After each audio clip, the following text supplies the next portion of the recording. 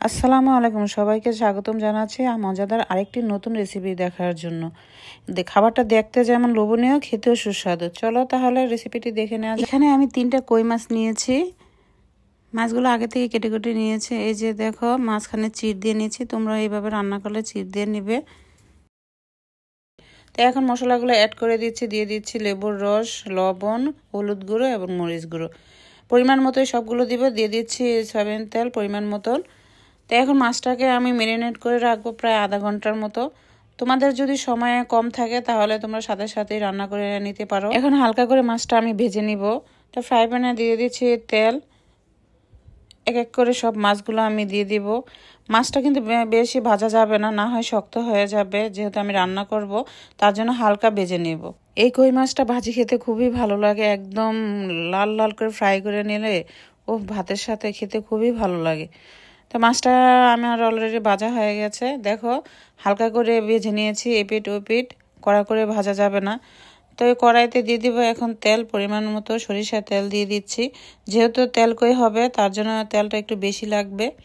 তো এখন পেঁয়াজ বাটা, আদা বাটা, রসুন বাটা দিয়ে দিচ্ছি পরিমাণ মতো। তো মশলাটা একটু ভেজে বাকি উপকরণগুলো দিয়ে দিব।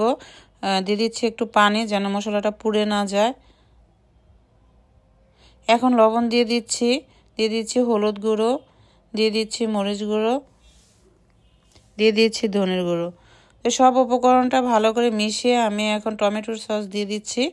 তোমরা চাইলে টমেটো পেস্টও দিতে পারো। এখন ভালো করে মশলাটাকে আমি কষিয়ে নিব। মশলাটা দিয়ে যখন তেল উঠে আসবে, তখনই ভেজে রাখা মাছগুলো দিয়ে দিচ্ছি।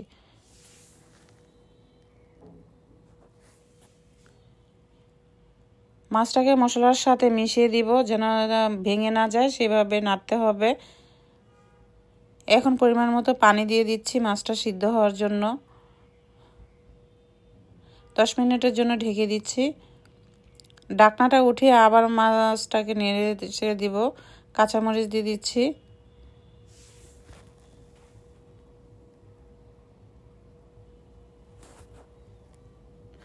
মাছটাকে এপিট ওপিট করে সিদ্ধ করে নিতে হবে, না হলে কাঁচা গন্ধ থাকবে। নামানোর আগে আমি পরিমাণ মতো একটু ঘি দিয়ে দিচ্ছি। এই ঘিটাই মাছটাকে খুবই সুস্বাদু করে তুলবে এবং গরম ভাতের সাথে খেতে যে কি ভালো লাগবে, তোমরা শুধু একবার এই রান্নাটা করেই দেখো। তা আবার 10 মিনিটের জন্য ঢেকে দিচ্ছি, যেহেতু ঘি দিয়েছি, যেন পুরো মাছটার সাথে ফ্লেভারটা যায়, তার জন্য ঢাকনাটা ঢেকে দিচ্ছি। ঢাকনাটা উঠে আবার নেড়ে দিচ্ছি। তা আমার অলরেডি রান্নাটা হয়ে গিয়েছে। দেখো কত লোভনীয় লাগছে, খেতে যে কি ভালো লাগবে। তোমরা এভাবে ট্রাই করে দেখো বাসার মধ্যে, তেল করে দেখবে অনায়াসে ভাত শেষ হয়ে যাবে 1 প্লেট। তো ভিডিওটা কেমন হয়েছে অবশ্যই জানাবে।